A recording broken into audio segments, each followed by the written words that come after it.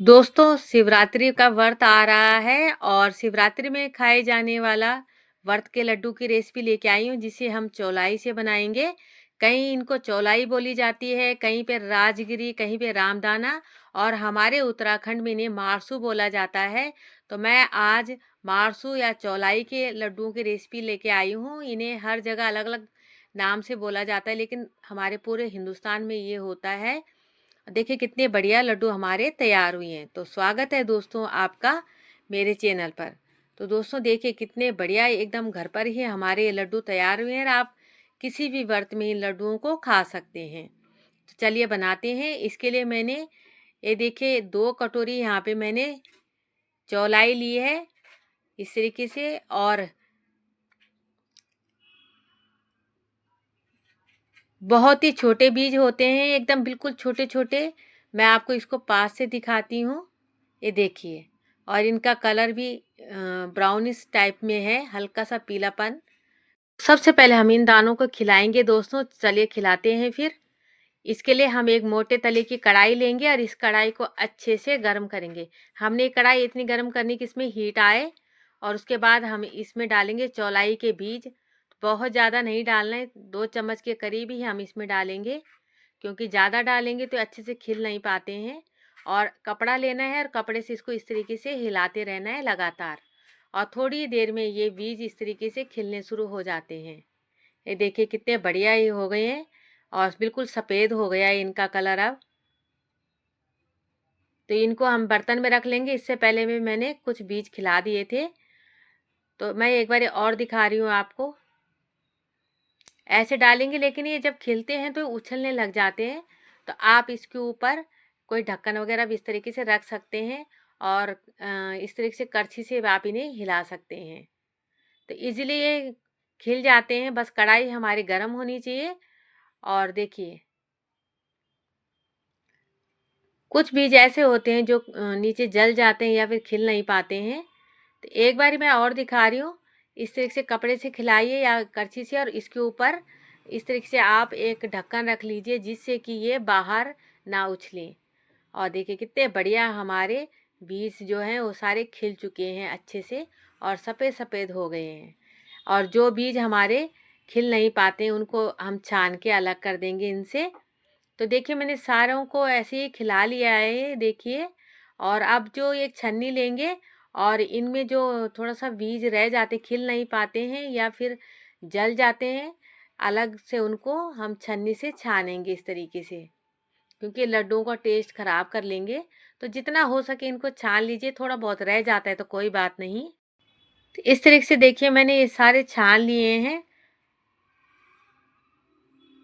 तो अब हम इसमें गुड़ से बनाएंगे, तो अब हम गुड़ का इस्तेमाल यहाँ पे करेंगे। तो दोस्तों देखिए मैंने गुड़ लिया है, 300 ग्राम के करीब ये गुड़ है, और इसको छोटे छोटे टुकड़ों में मैंने काट दिया इस तरीके से। आप चाहें, ये नया गुड़ है तो इजीली ये टूट रहा है, आप चाहें तो काट सकते हैं या फिर साफ कपड़े के अंदर रख के इसको तोड़ भी सकते हैं। तो एक बर्तन में मैंने 2 चम्मच के करीब घी डाला है। घी मेरा जमा हुआ है तो 2 चम्मच के करीब है ये। उसमें डालेंगे हम गुड़, और इस गुड़ को हम यहाँ पे गलाएंगे। लेकिन गैस हम बिल्कुल धीमी आंच में या मीडियम टू लो में ही होनी चाहिए।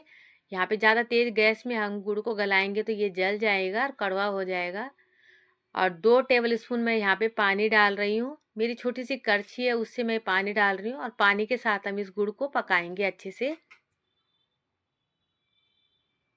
देखिए दोस्तों धीरे धीरे हमारा गुड़ पिघल गया है, और इसको अच्छे से पकाएंगे धीमी आंच में। और जब ये थोड़ा पक जाए, आपको लगे कि गुड़ पक गया, तो इसको चेक करने का एक तरीका है। एक कटोरी में पानी लेंगे और उसमें कुछ बूंदें हम गुड़ की डालेंगे इस तरीके से, और 4-5 सेकंड इसको छोड़ दीजिए इसमें, और उसके बाद उंगली से इसको इकट्ठा कर लीजिए। तो अगर ये इकट्ठा होकर थोड़ा सा कड़क हो रहा है तो ठीक है, हमारा गुड़ पक चुका है। और इसकी तार खींचनी चाहिए, लेकिन ये देखिए अभी बिल्कुल गला हुआ सा लग रहा है, तो ये अभी कच्चा है। इसको थोड़ा और पकाएंगे। तो थोड़ी देर मैंने इसे और पकाया है, फिर से मैं चेक कर रही हूँ। पानी में डाला है, 4-5 सेकंड मैंने रहने दिया, और उसके बाद उंगली से इकट्ठा कर रही हूँ। तो इकट्ठा हो रहा है, एकदम कड़क सा हो गया है, और मैं इसको तार खींच के दिखाती हूँ। इस तरीके से हम इसकी तार खींचेंगे। देखिए मैं अभी बताती हूँ। और जब इसकी तार खींचे तो समझ लीजिए हमारा गुड़ अच्छे से पक चुका है और ये रेडी है लड्डू बनाने के लिए। तो अगर आप चाहे तिल गुड़ का लड्डू बना रहे हैं या चिक्की बना रहे हैं या फिर आप मूंगफली की चिक्की बना रहे हैं तो इसी तरीके की चाशनी तैयार करेंगे और इस चाशनी को छान लेंगे ताकि कि अगर गुड़ में कुछ भी हो तो उस छन्नी में निकल जाए। कई बार गन्ने के टुकड़े आ जाते हैं या फिर कंकड़ पत्थर भी हो जाता है कई बार गुड़ में, तो उनको छान लेंगे। तो इस तरीके से देखिए मैंने छन्नी से इस गुड़ को छान लिया है। और अभी ये गरम गरम गुड़ डाला तो ये बहुत गरम है, तो इसको हाथ से नहीं मिलाएंगे, इसको हम करछी से ही मिलाएंगे अच्छे से और अच्छे से इसको मिक्स करेंगे। तो गरम है दोस्तों, तो मैं भी हाथ नहीं लगा रही हूँ, तो मैं इसको चम्मच से मिलाऊंगी। पर इसको हमने थोड़ा गरम गरम में ही बनाना होता है, ठंडे होके लड्डू नहीं बन पाते हैं। तो मैं थोड़ा सा चम्मच से मिलाने के बाद और फिर मैं इसको हाथ से अच्छे से मिक्स करके और उसके बाद इसके लड्डू बनाएंगे। तो लड्डू बनाने के लिए क्योंकि हाथ जल जाता है गरम गरम से, तो आप चाहें तो हाथ पे थोड़ा सा पानी लगा लीजिए और उसके बाद इसके लड्डू बनाइए। इस तरीके से थोड़ा सा पानी लगा लीजिए हाथ में और इस तरीके से लीजिए और इजीली इसके लड्डू बन जाते हैं। ये देखिए, तो बहुत देखिए इजी तरीके से इसके लड्डू कितनी आसानी से हमारे लड्डू तैयार हो गया है। एक लड्डू और बना के दिखाती हूँ मैं आपको। तो दोस्तों कई बार क्या होता है कि ये ठंडा हो जाता है, लड्डू नहीं बन पाते हैं, तो आप इसमें थोड़ा सा घी गर्म करके मिला लीजिए तो लड्डू बन जाएंगे आसानी से। या फिर आप इसको थोड़ा सा बर्तन में रखकर हल्का सा गर्म कर लीजिए तो लड्डू बन जाएंगे। क्योंकि ये जब ठंडा हो जाता तो लड्डू नहीं बन पाते। तो मैंने दूसरा लड्डू भी आपको बना के दिखाया है। इसी तरीके से मैंने अपने सारे लड्डू यहाँ पे तैयार किए हैं। तो देखिए कितने बढ़िया हमारे घर पे ये लड्डू तैयार हुए हैं। तो ये जब हमने इसको इनको खिलाया था बीजों को तो ये वाइट थे, लेकिन जब हमने इसको गुड़ में डाला है तो हल्का सा इनमें पीलापन आया है, जो गुड़ के कलर के ये हो गए हैं।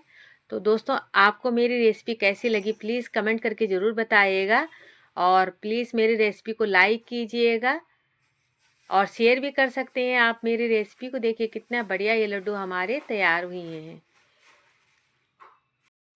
और अगर आप मेरे चैनल पर नए हैं या आप मेरे चैनल से नहीं जुड़े हैं तो मेरे चैनल से जुड़ जाइएगा, मेरे चैनल को सब्सक्राइब कीजिएगा, बेल आइकॉन बटन दबाना बिल्कुल भी ना भूलिएगा दोस्तों, जिससे कि मेरी रेसिपी की नोटिफिकेशन सबसे पहले आपके पास आए।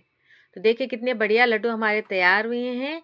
तो मेरी रेसिपी देखने के लिए बहुत बहुत धन्यवाद दोस्तों। इसी तरीके की एक और रेसिपी के साथ फिर हाजिर होंगी, तब तक बाय बाय।